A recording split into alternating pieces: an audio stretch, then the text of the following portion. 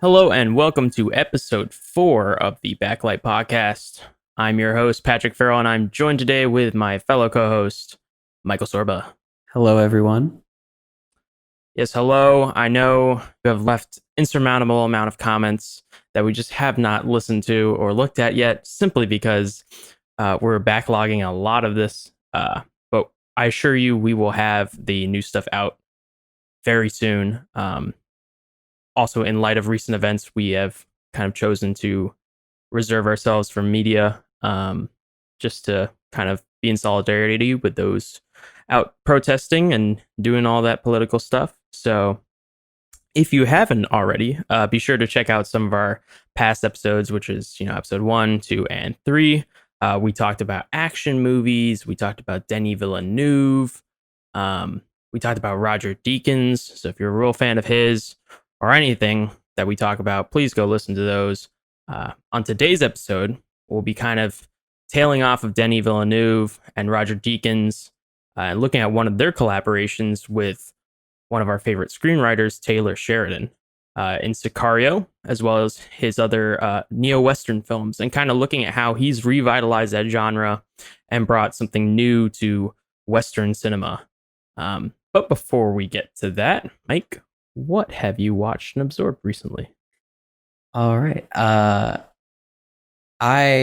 have had a really weird week of watching things. I'm ready. It's not my normal.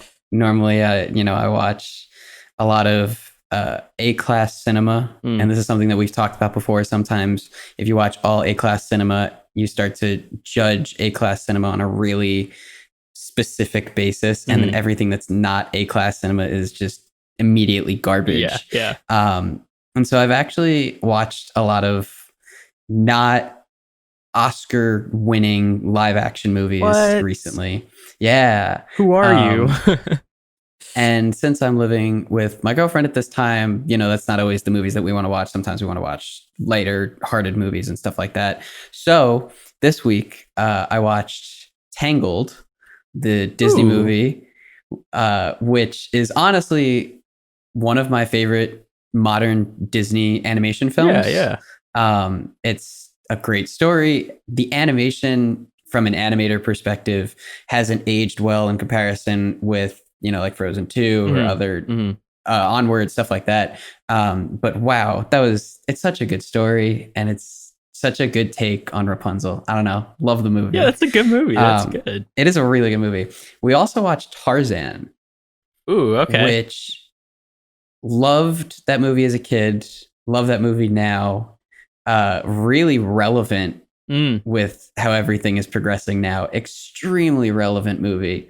Because it's all about, Tarzan not fitting in with the gorillas, and then the Jane's kind of cohort that come in and want to kill the gorillas for no reason, pretty much, other than for sport and because they don't like them.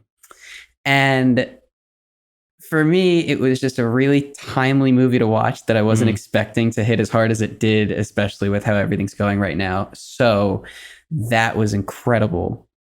It was also one of Disney's first takes at meshing like 3D landscapes with 2D animation. And so like a lot of the branches that go through were all CG created 3D models, and then the animators drew on top of the 3D models.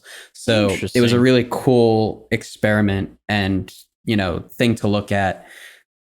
And then I watched Miss Congeniality with Sandra Bullock.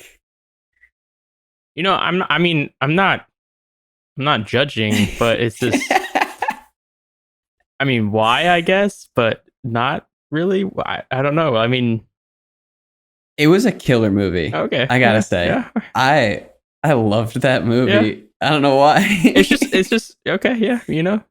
It was definitely like a brain turn off movie. I didn't have to sit there and think about the deep thematic elements. It was very overwhelmingly 90s in its story structure. There's something about 90s movies.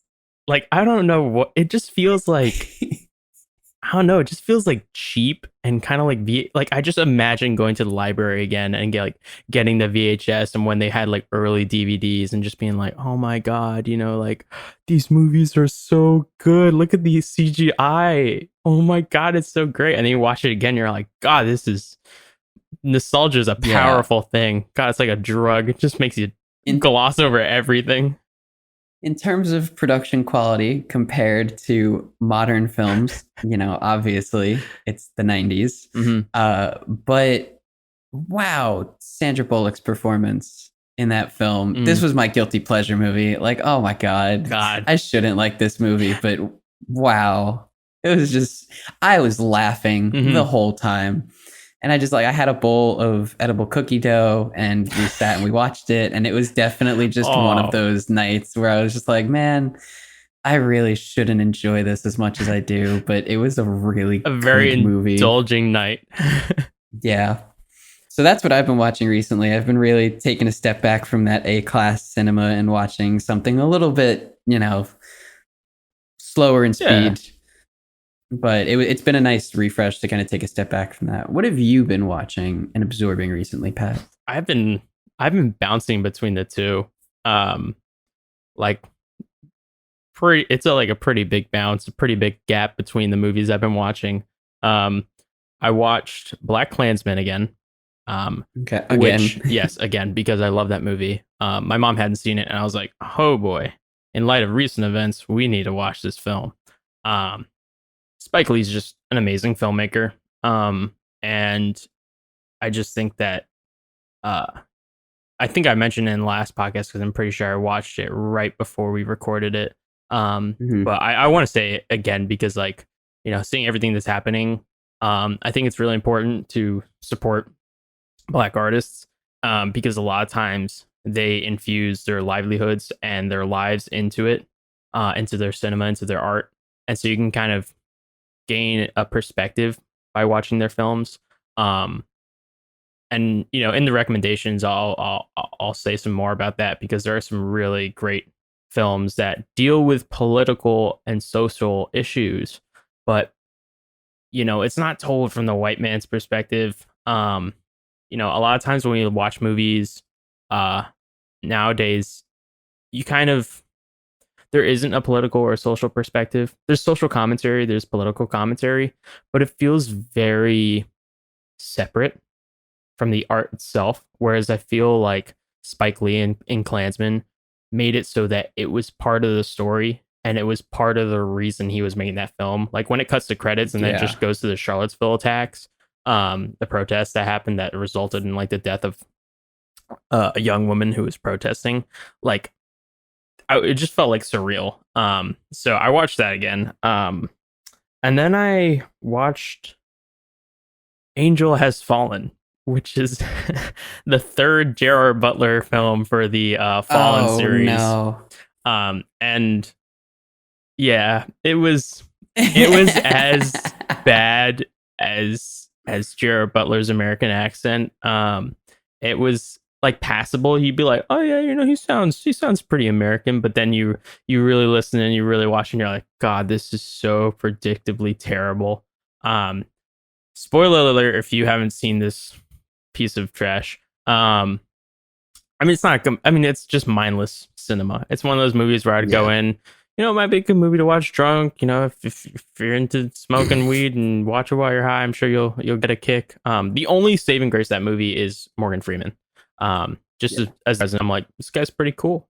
But everything's predictable. So the movie begins just as an overview of how predictable this film is.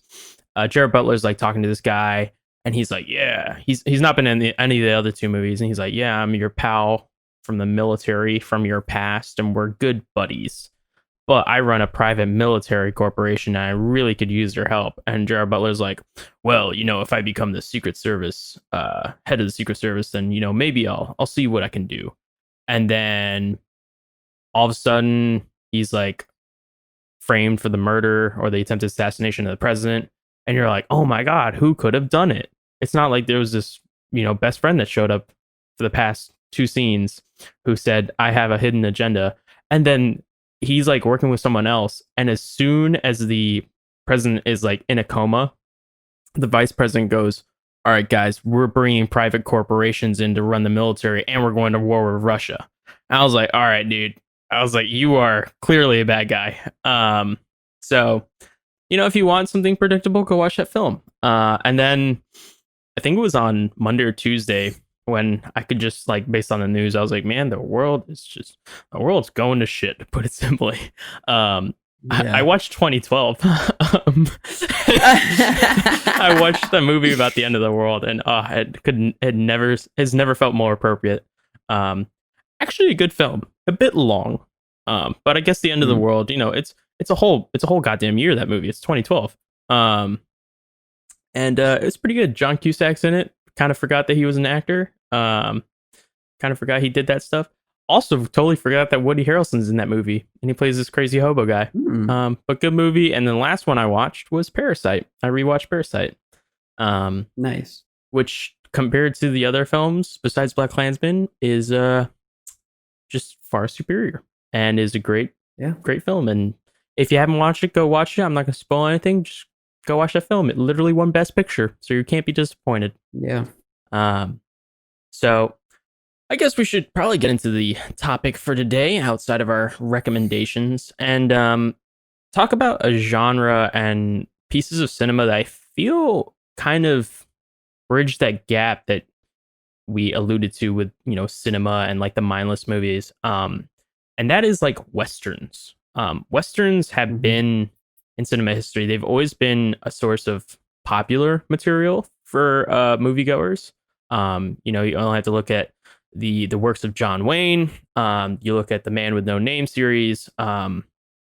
They've been pieces where people go and have a happy old jolly time, and they really enjoy the movies. But at the same time, they are pieces of art, and you have some really profound Westerns. Not everything's just a Magnificent Seven. And in modern cinema, Westerns kind of dissipated for a while. You had like the Coen brothers do remake True Grit, which is pretty good with Jeff Bridges, but you had this guy come along named Taylor Sheridan, and he was an actor. Well, he is an actor, I think. I think he still does a bit of acting.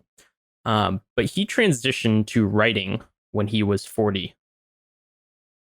Which, when I look at it, and I look at how old we are, Mike, I'm like, man, at 40, it's never too late to transition to a different thing. And just be really good at it too. Because this guy is a fantastic screenwriter. He's written Sicario, Hell or High Water, and Wind River, as well as Sicario 2. And we'll just be kind of talking about the neo-Western film genre and how he's kind of brought something new to the table. And I mean, kind of going off of what we talked about, Denis Villeneuve and Roger Deakins, what do you think, Mike, makes his neo-Westerns, especially on first watch, like when you first watched Sicario and Hell or High Water, like what was so impactful about like his writing and the stories that he told?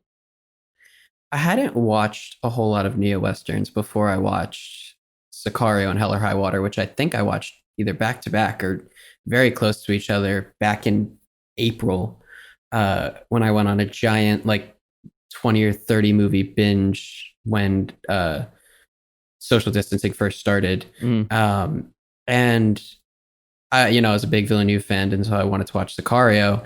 And I remember you messaging me and saying, "Oh, that's written by Taylor Sheridan. He's really good."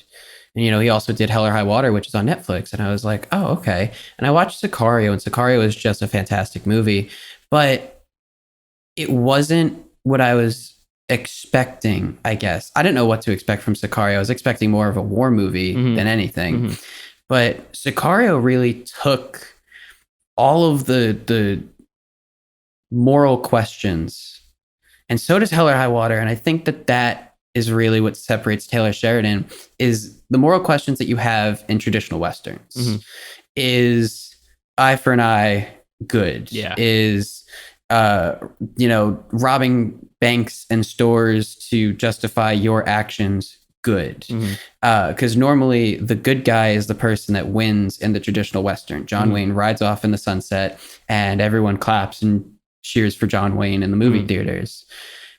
And with a changing United States and a changing world, those movies didn't fit anymore with what the audiences were looking at in the 60s and 70s. Mm-hmm. And so now with the invention of the neo-Western, you take that idea of what Westerns used to be and you kind of critique it. Is that really how it should happen? Mm-hmm. Is, John Wayne in the final showdown really how it's supposed to go down? Or is the West really changing from what it used to be back in those times? Are Westerns still going to appeal to audiences today? And you hit the genre of neo-Westerns right at a time when, social commentary is coming into play in films a lot. And you finally get the voice and the opportunity to critique what those moral choices were in the 60s and 70s in those Westerns, and how New Mexico, Arizona, Texas, all of those areas have really started to shift into a new direction of what people are doing. And in terms of how, sheriffs and FBI have to deal with situations that are coming up in those areas. And, branching off of Taylor Sheridan, obviously, No Country for Old Men is a good example. Yeah. And it says it right in the title that, No Country for Old Men is a film that's a little bit more dramatized than Sicario or Hell or High Water in terms of the antagonist of the film. Yeah. But it's supposed to be a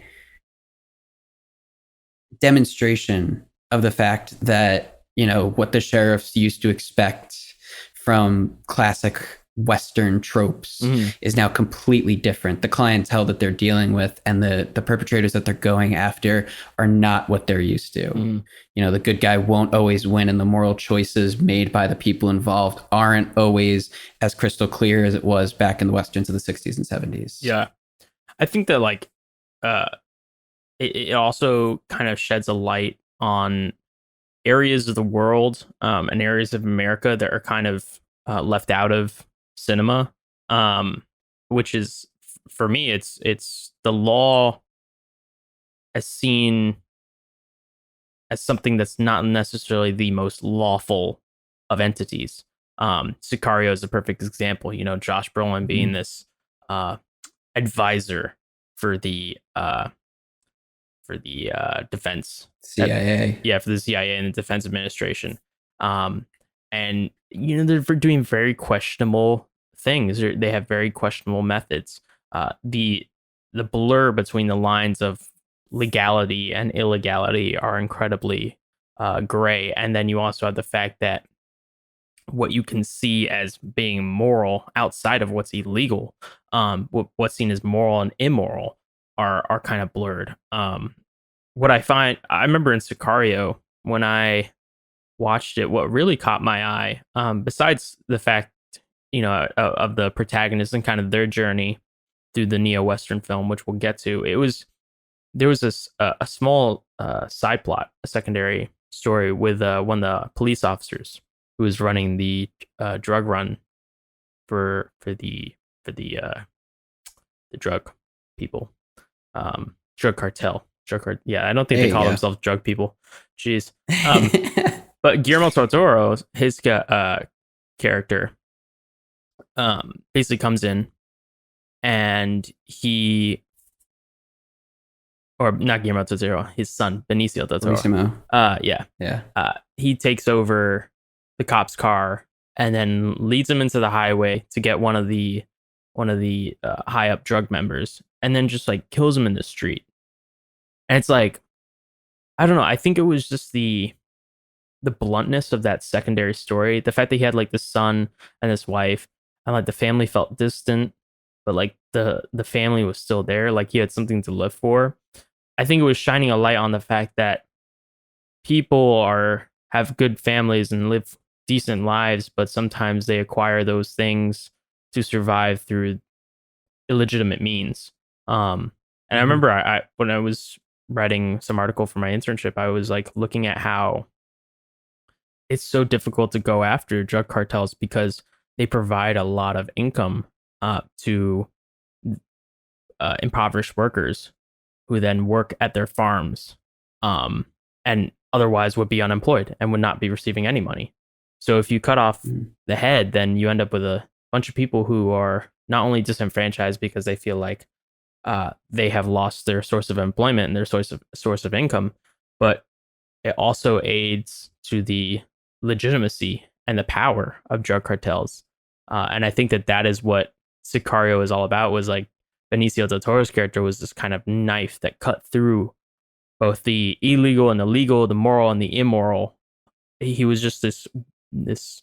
He was very much like Javier Bardem's character in No Country for Old Men, but I feel he had a much more layered approach to his character, and thus became kind of a more interesting character, a more thought-provoking character than something that was just a full embodiment of evil.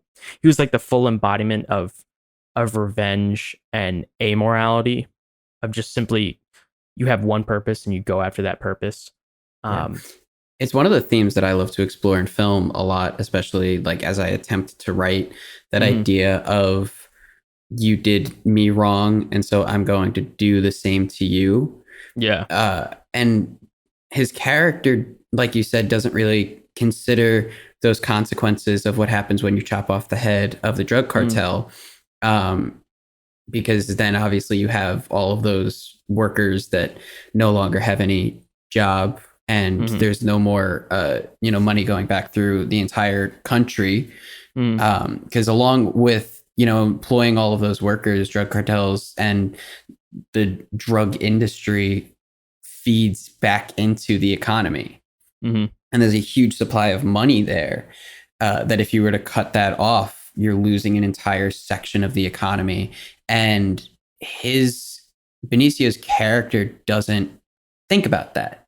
His morals and his motivation are only rooted in what his personal belief is right, based on what's happened to him personally from these people. And at that point, it's not about country and state, it's about personal. And Josh Brolin is there supposed to be the country and state mind and voice. Benicio del Toro is there for the personal voice. And so now Emily Blunt has to deal with both of these people who have really amoral decisions to make. Do you kill these people in cold blood because of what they've done to the country and because of what they've done to Benicio? Or do you stick to what your gut and conscience say is right, based on what you know and what you were trained with in the FBI? She's not used to this kind of field work. She doesn't do this kind of field work. And when they go out there, this is what she's being faced with. And you as an audience understand that. You as an audience member recognize that this is not a normal situation. This is not a normal day for Emily Blunt. And she has to now either go along with what the government is telling her is the right way to do this, or defy the government that she works for in the FBI. That, she's put on this project and Josh Brolin is her superior. And if she was to defy his orders, then technically she's going against her government. And that doesn't sit well for her occupation. That doesn't sit well for her job. That doesn't sit well for her income, if we're going to go back to that for a second.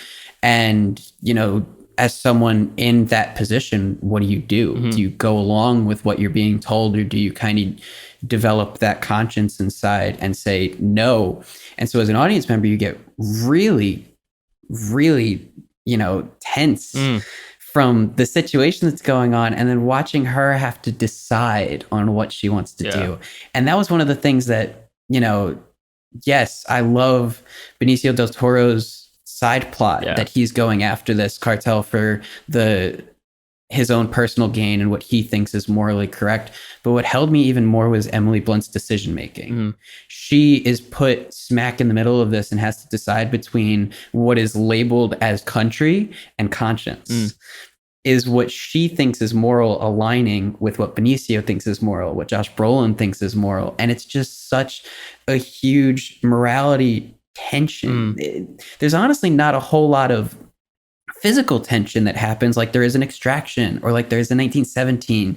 We talk about action movies like that where there's a lot of tension. This is all in dialogue and situational tension, which goes back to Taylor Sheridan being an incredible writer, that you don't need constant gunfights. You don't need constant shooting and physical violence to really bring out that tension. She sits in the car as they approach all of those cars in the immigration terminal. As they get into Mexico, she sits there and has to decide for herself what she thinks is right. And without a gun ever going off at first, and then once the guns start to go off, you sit there and you try to wrestle with your own conscience of what do you think you would do in this situation if you were in Emily Blunt's shoes. You had the training that she had, you had the situational awareness from what happened back in Arizona, and now you have to decide on following Josh Brolin or doing what you think is right. That's where neo-westerns really start to come in, and that's where Taylor Sheridan really starts to come in with all of his films. Yeah. Because not only does that go in Sicario, but now that moves into Hell or High Water too.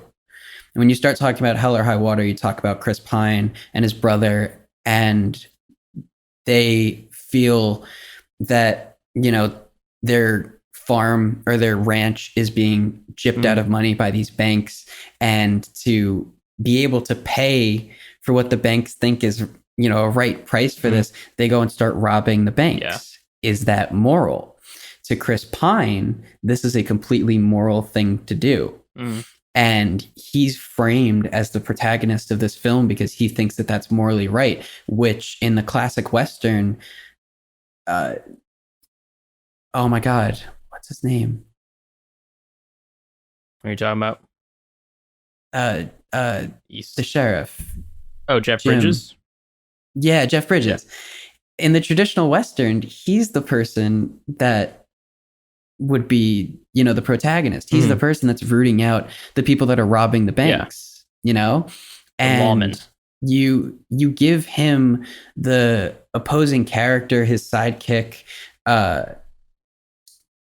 played by Gil Birmingham, the character of Alberto, this person who is a lawmaker but doesn't agree with what the law and the cowboys have done in the past with traditional Western tropes.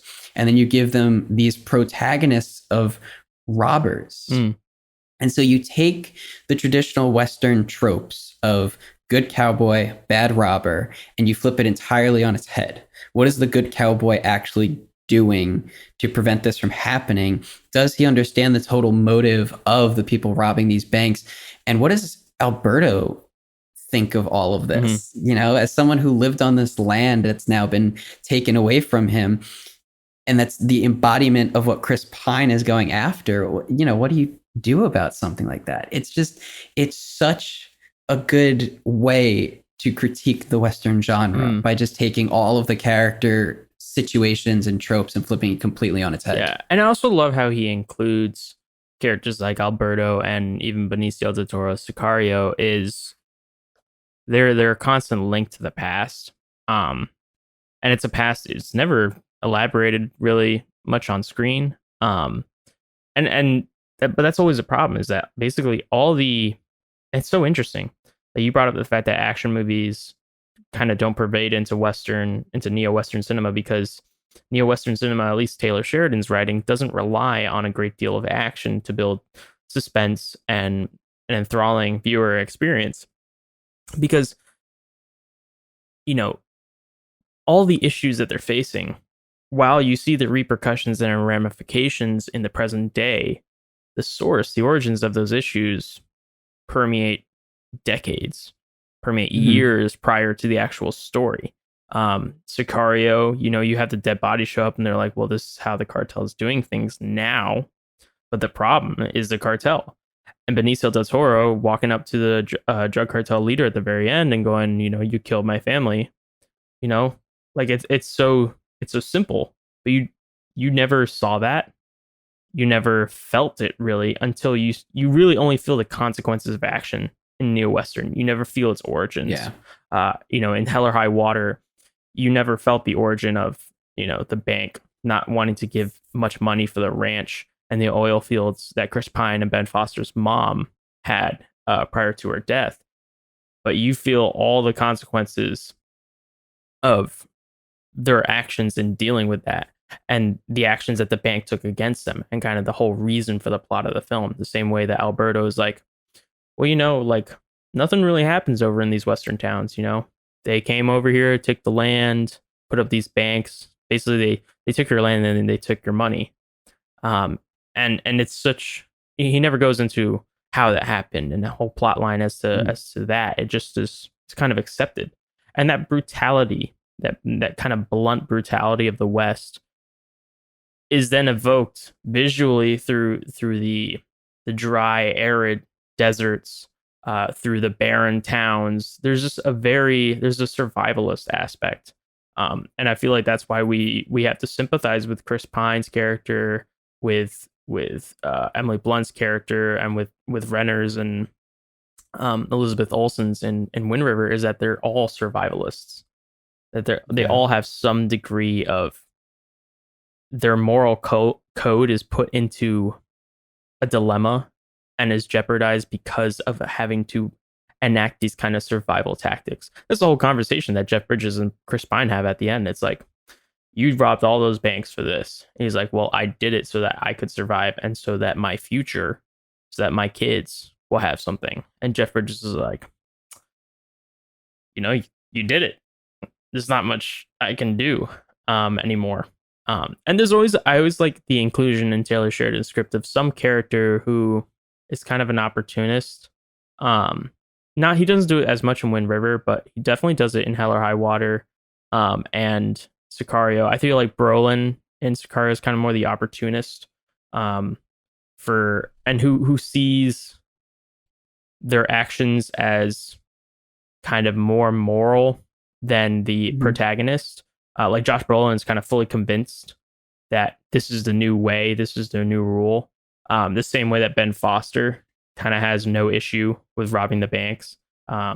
Also, I just love Ben Foster. I think he was great. Totally underrated actor. Totally underrated. I've never seen him in a movie where I was like, man, this sucks. He's great in 3:10 to Yuma. Which is, I mean, we can talk about that in a few about kind of revisionist Westerns, but he's great in Galveston, which was like this small like indie film that I watched, and that was really good. I was like, what the heck? So he continues to impress me, and I hope to see more of him. He's kind of disappeared, but I hope to see more of him. Yeah, like it's very interesting to see the character arcs and the archetypes that Taylor Sheridan writes with, and how he kind of adapts modern America into Western tropes, as you said. It's good because he also brings in characters that fully represent the Old West. You have Jeff Bridges being the embodiment of the Old West. You have Josh Brolin being the embodiment of the Old West, that whatever they do is going to be good and is going to be right. And that's it, until Jeff Bridges learns at the end and accepts the fact that the deed is done and there's nothing really that he can do about it anymore. That's he is fully convinced by the tropes of the Old Western that his way is the way that it's going to get done based on what he knows. And it's the same thing with Tommy Lee Jones and No Country for Old Men. No Country. The way that it's been is the way that it is, and that's it.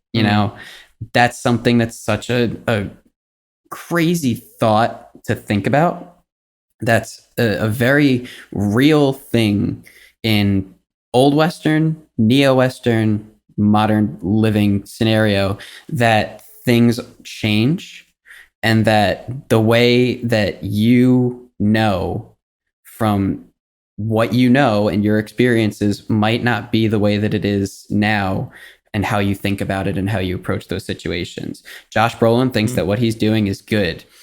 Jeff Bridges thinks that what he's doing is good, but the main characters have either other moral consciences or other motivations that are respectable and realized. Emily Blunt has a moral conscience inside that says, this is not what I've been taught. This is not what I know. This is not what I want to do.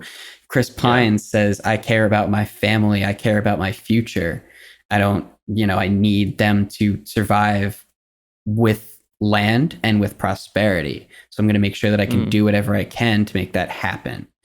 And it's totally different than what you would experience from a past Western. But making sure that you have that character that embodies what this trope is going against is so critical, because otherwise you have an insinuated reference point.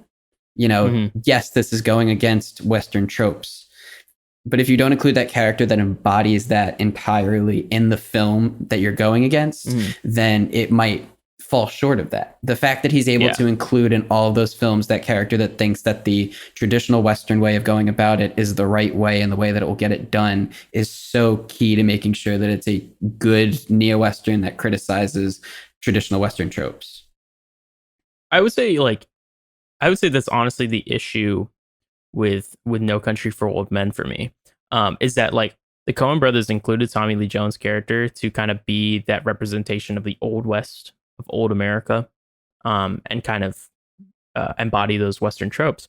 But I think the issue is that they don't have a character that truly works against that trope in a dynamic manner. I think Chigurh is like the complete opposite. I think you have Tommy Lee Jones, who is super set in his ways and finally gives in, and you have Chigurh, who is incredibly set in his ways. And Josh Brolin doesn't feel. I mean, I think of how many lines of dialogue Josh Brolin has, and how much his character is actually elaborated on. But even his actions, I mean, to me, he's just the opportunist. To me, he is the character who's just taken. He's got a bag full of money, so he's just gonna take it and do what he can, and then he's killed off screen. Which is, I know that it's kind of supposed to buy into that nihilistic whole thing, but I absolutely hated that. I was like, are you? No payoff. I was like, seriously? No payoff. No payoff. Whereas I feel like Taylor Sheridan, like his movies have a formula. And but what I love is it's a formula, but it's not formulaic. He has a pattern, but it's not easy to see. It doesn't pervade the actual cinema that you're watching. It doesn't distract you. It's not like superhero movies where the act structure is blatantly obvious and that things are predictable. He hides it, and he hides it incredibly well. Because in Sicario, you have your main character who's the gray, and who's having to deal with that moral dilemma. But then he's also able to include all those archetypes throughout his cinema. And the other thing that I love with Taylor Sheridan's writing is how he adapted the action of Western films. Like you think of like Magnificent Seven, and you think of that the giant shootout that happens, that like build up, and then you think of the duels, the mano y mano, the Mexican little duels, and those are always like the climax of the movie. It's the outlaw versus the lawman, the showdown in the middle of the square. The showdown in the middle of the square. And what I love is he completely flips those. So the shootout, I'd say, if you're watching Sicario, the shootout is on the border when everyone gets out of their cars, and it's not everyone's gun toting and immediately firing at each other, and there's no clear, all right, yeah, let's root for these guys because they're killing everyone. It's literally them just surrounding all these cars in the middle of the border crossing, and everyone is frozen, and you as a viewer are frozen because you don't know who's bad, who's good, because everyone seemingly looks the same. And then as soon as one person draws a gun, it's execution style shootout. It's not a big huge firefight. It's literally a execution. And then the showdown, people could say, well, the showdown was between Benicio del Toro and the drug kingpin. And I'd say that one of them is. But I'd say the other one is when he's getting Emily Blunt to sign the papers concealing.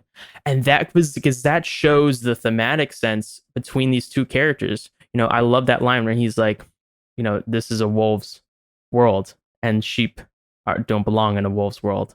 And in order to survive, you have to be a wolf. And that is like so crushing to Emily Blunt, because she's like, at times you think that she's a wolf, like she's a strong female lead, and then it's just like, no, unfortunately, just in the system, she is a sheep because she doesn't know how to adapt the means to justify the Yeah. ends.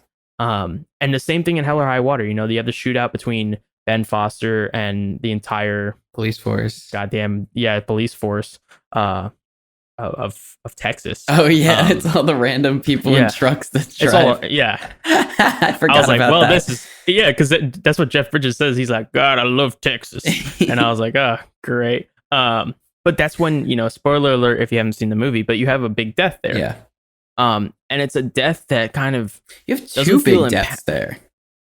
Yeah, you have the death of Ben Foster eventually. Oh yeah. But you have Alberto's death there, which to me is the one that impacts you after the fact. That's the death that impacts you when you have the showdown. Mm-hmm. And the showdown is when Jeff Bridges goes onto the front porch of Chris Pine's house and they talk. And that's what and the same exact thing that happened in Wind River. The shootout for Wind River is crazy. I would say Wind River is kind of absent of a third act. It kind of has a second act, has the shootout, and then like the film like ends in the next 10-15 minutes. It's pretty crazy. But the shootout comes at you from nowhere and it is amazing. And the showdown that happens is it's kind of more traditional. It's between Renner and the culprit of this murder mystery. And they're on top of this mountain. And man, it's the showdowns aren't about the action. It's not about the plot. It's about the theme. Mm-hmm. It's about the thematic elements. And that's what I love about Sheridan's films is they're what I love about Christopher Nolan's blockbusters, and kind of, as we talk more about like the other Westerns and kind of how neo-genrifying cinema is so important about revitalizing an old genre and then innovating it so that it's new to audiences and that it's impactful and that it resonates with them. Nolan did the same thing with blockbusters. When you look at Inception and when you look at Tenet, that's going to come out soon. Taylor Sheridan basically did the same thing. He took an old trope, an old style of filmmaking, and said, how can I make this relevant? How can I make this refreshing? And I think that, if you haven't seen his movies, go watch them because there's very few flaws. They've been nominated for Oscars. They've won Oscars. And Wind River is his directorial debut. And that is a directorial debut that is completely underrated. We talked about Extraction as being a great directorial debut. Watch Wind River, and you will be blown away. The fact that this man only started writing when he was 40 and then directed a film. And it's just like, and they all happened simultaneously. It was 2015 was Sakura, 2016 was Hell or High Water, and 2017 was Wind River. That man had probably earned more in 3 years than I will my entire life. So it's also interesting to talk about like how, like, kind of bouncing off that is like how Westerns, how like it's good to go back to genres and then like do those tropes, but kind of put them in new atmospheres. Like I'm guessing that was kind of like your impression when you rewatched Django Unchained. Yeah. It was kind of like taking a genre and then like giving it something new. Yeah. So Django is a weird Western because it definitely draws more on spaghetti Western than traditional American Western. It sets it in traditional American West and South. Yeah. But it's very spaghetti. It's very stylized. It's very drawing on what the Italians did with Westerns rather than what the Americans did with Westerns. And then putting it in a modern sense where it's, an African-American lead in a Civil War South, Yeah. That's not traditional Western, What? That's not what... That's not traditional? No, that's definitely not what you would find in the 60s. It's all of the styles that you would find in a traditional Western and a spaghetti Western, but, taking it and flipping it on its head in terms of story and character, which is cool, but it's definitely not neo-Western. It doesn't deal with the same moral dilemmas of the antagonists of traditional Westerns as you might find in a Taylor Sheridan Western, So there's definitely that idea of revitalizing a genre that already exists and then creating Mm-hmm. a critique of that genre that already exists. Yeah. After it's hit its romantic period and its fall, how can you critique that genre?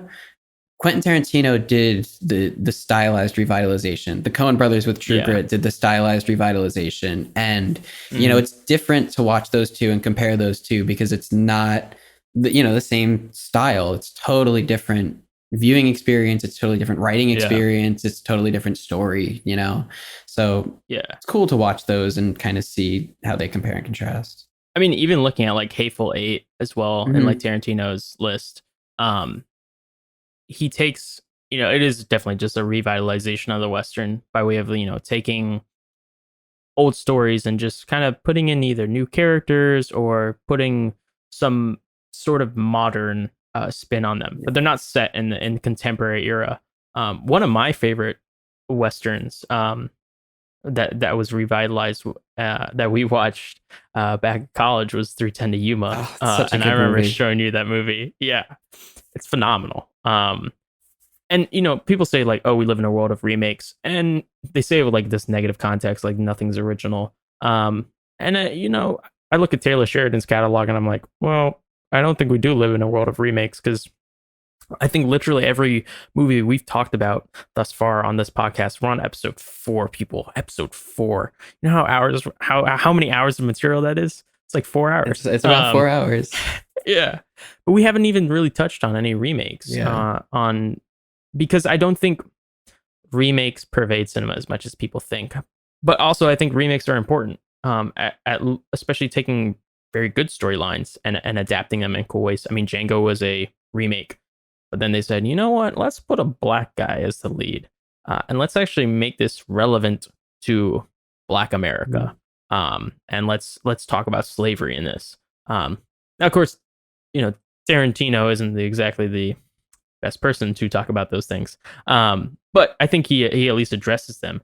Hateful Eight, kind of deals more of the personalities of the West, and almost like the different characters that it's almost like he took every character that's been in Western cinema and put them in a house together and just kind of watch shit happen. I mean, it was Reservoir Dogs set in the West. Yeah. It's like the best way to describe it, because Reservoir Dogs is just a bunch of, hitmen that are trying to be hitmen, where stuff goes wrong and then they end up in a garage, but they end up in one room.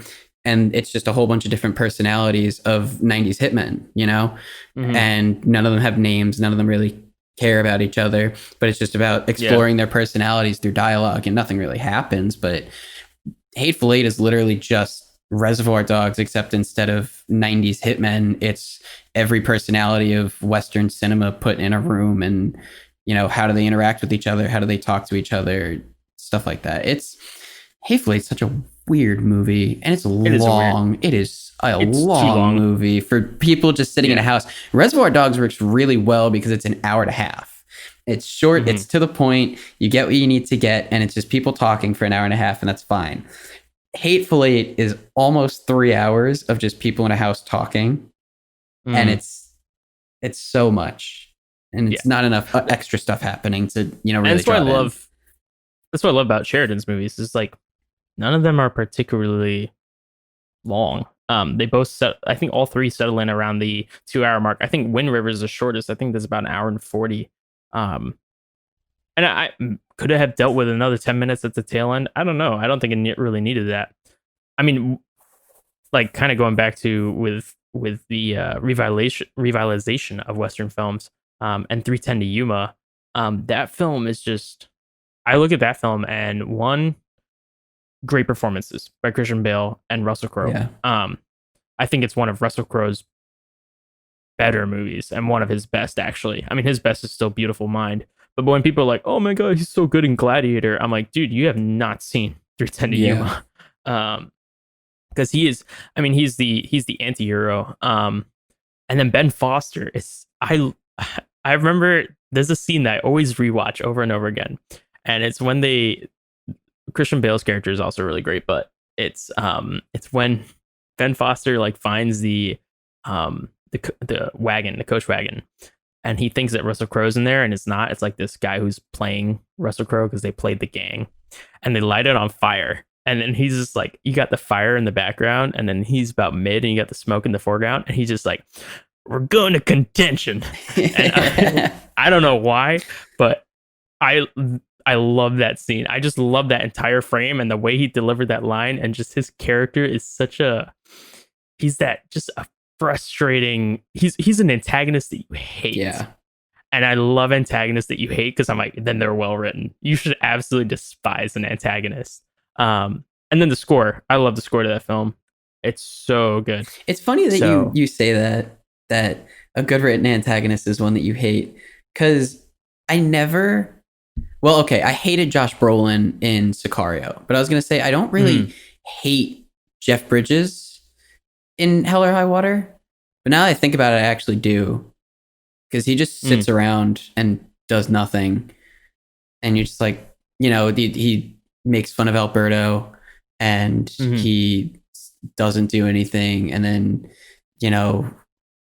like when Alberto gets shot, he's like joking with him and making fun of him again, and then he gets shot in the face, and you're just like, God, you're such an he's asshole. So ignorant. Yeah, he's such an ignorant asshole, and that's kind of, I think I don't think you necessarily despise him, but you grow tired of him. Yeah. You grow exhausted of him, which I think is kind of the reason that he's so old too. I think that's the reason.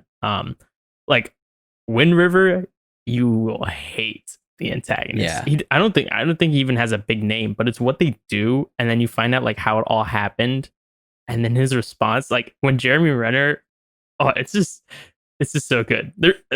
Mike, you just need to go watch the film. Like, oh my God, it's so good. I do say I hate Josh Brolin in Sicario, not the actor. Yeah. He does such a great job with that role. He's such a piece of shit in that movie. Yeah. Like, yeah, because he doesn't such an care. Opportunistic. Yeah. He doesn't care about human life. He doesn't care about anything. He's just like, everyone's an animal, so I'm going to go and do whatever I have to make sure that I'm getting the job done. And man, you just gotta chill.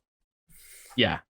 Taylor Sheridan knows how to write a good antagonist that really only cares about themselves and what they're interested in. Their self-interest as an antagonist and what they're used to and what they need to do, and not really caring about anyone else. It's kind of the one thing about his antagonist that will pervade all of his films, going back to that formula but not being formulaic comment, that yes, his antagonists are very similar in the fact that they are very opportunist and they really don't care about anyone else. But wow, Josh Brolin and Jeff Bridges are such different actors, and their characters that they portray are so different, but they still stick to that one thing that makes them consistent through his, portfolio of films. But yeah, you end up. And I think it depends on the type of antagonist that you want to build. Like that'll probably be an entire podcast on its own, is looking at antagonists in film.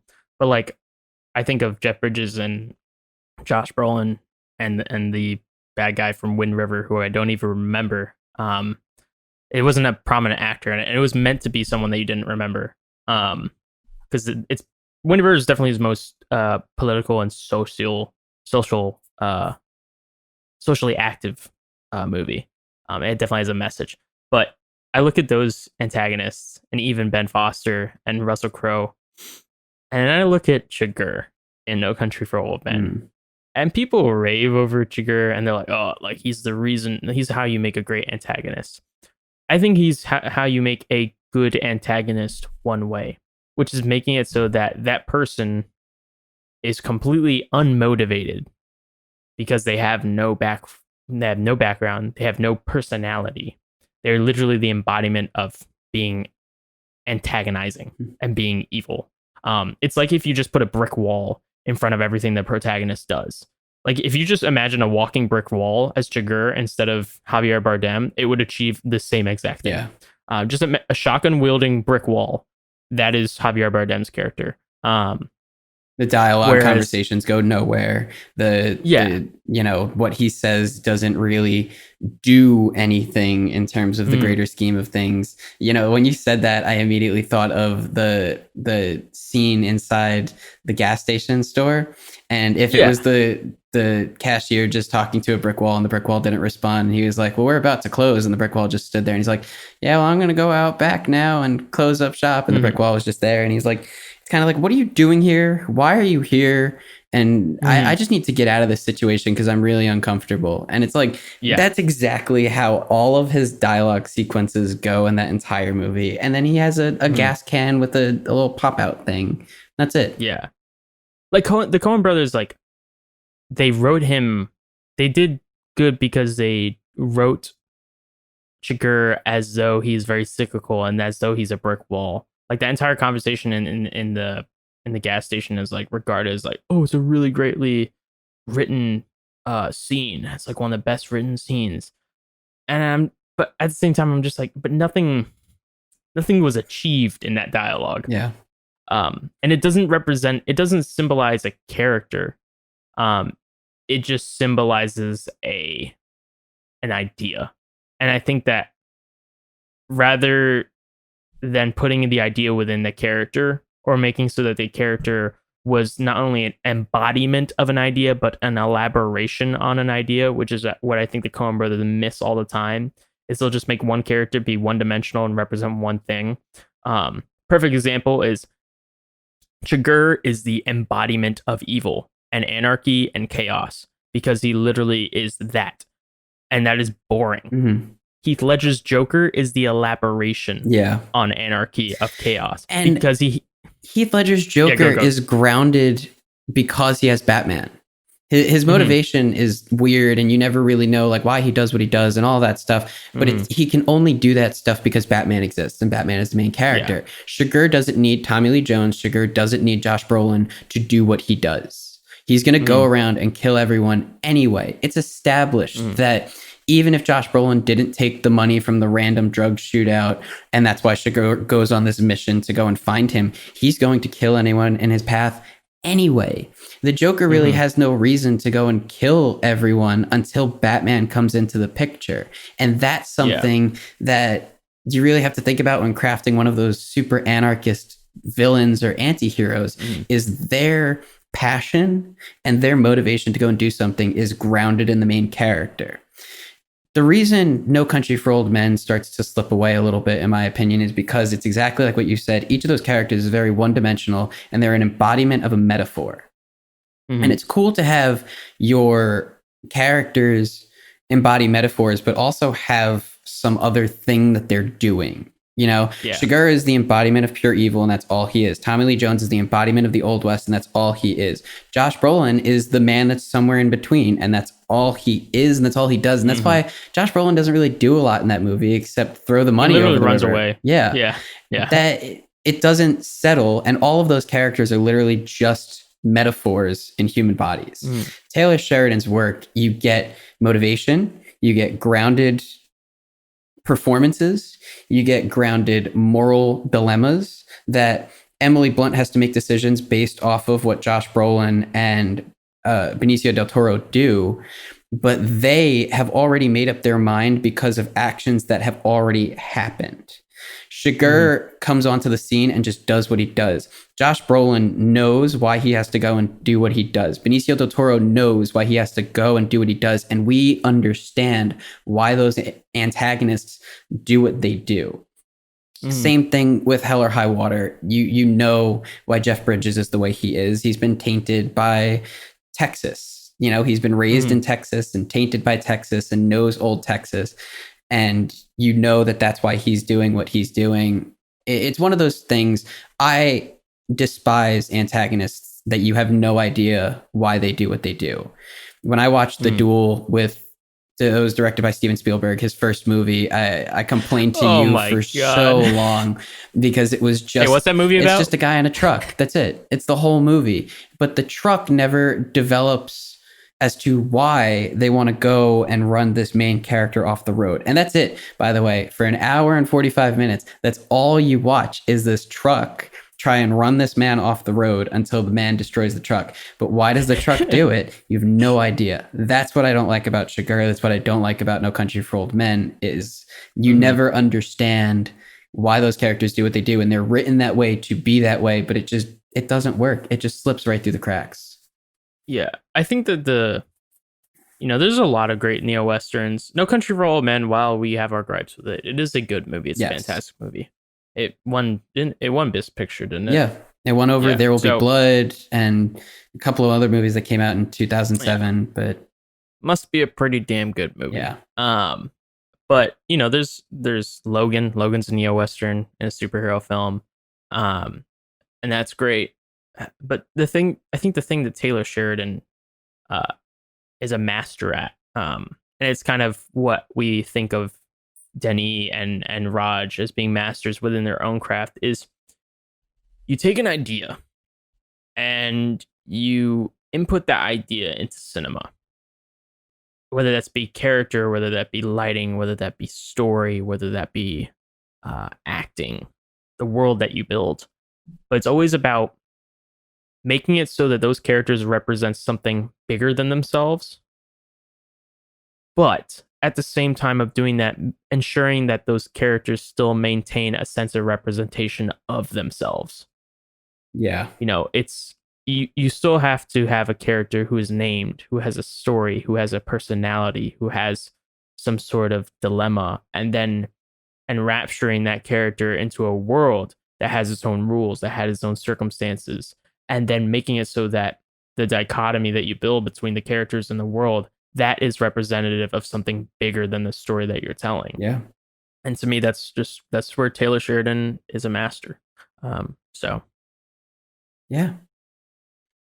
I suppose we should hit some recommendations. Yeah. Wow, I didn't really think about this. You go first. Okay. I would say let me think of westerns. So if you haven't watched 310 to Yuma, go watch that. Mm-hmm. Definitely go watch that. Some movies I'm going to revisit. Kind of going off what I've said in the beginning, and I think it definitely needs to be a topic that we address is basically diversity in cinema, Mm-hmm. and how it's so important that we have good representation within cinema, both on and off screen. And to go along with that, I strongly suggest everyone watch Fruitvale Station, Mm-hmm. which is Ryan Coogler's directorial debut, um, before he went and did Black Panther as well as Creed. Go watch those films as well. Go watch Black Klansman. Go watch some of Spike Lee's catalogs. Go watch If Beale Street Could Talk. Go watch films that give you. It's kind of the same thing as foreign films, but I think the thing with foreign films is they show you a culture. They don't necessarily show you a struggle. Typically, there's I look at Parasite and it's class struggle, but the class struggle pervades everywhere. Whereas I feel like I watch Fruitvale Station and there's a brutality and a bluntness, brutality in every essence of the word, unfortunately, that you cannot do if you had cast that in any other way. Yeah. If you had included a white man, an Asian man, a Hispanic man, it wouldn't have worked. The fact is that Ryan Coogler in that film specifically addresses the black man's experience. So I find that is a very humbling movie to watch. Teaches you about privilege, teaches you about what it's like to live another person's life and how quickly that can be just completely annihilated from the world and in a uncalled for and just very traumatic incident. Mm-hmm. So go watch that film. I have two that if you're gonna go watch, a revitalization of a Western, if you've gone and watched the Taylor Sheridan movies and you want to watch a revitalization of a Western with a different perspective on what a Western is, go watch Django. Django is a really good example of that. And then, jumping off of what you said in terms of, movies to kind of keep yourself informed and aware of what's going on, I would definitely say go watch 13th and Selma by Ava DuVernay. And also When They See Us, which is her mini series on Netflix. It's 4 episodes. It's 4 hours long. It's an amazing mini series.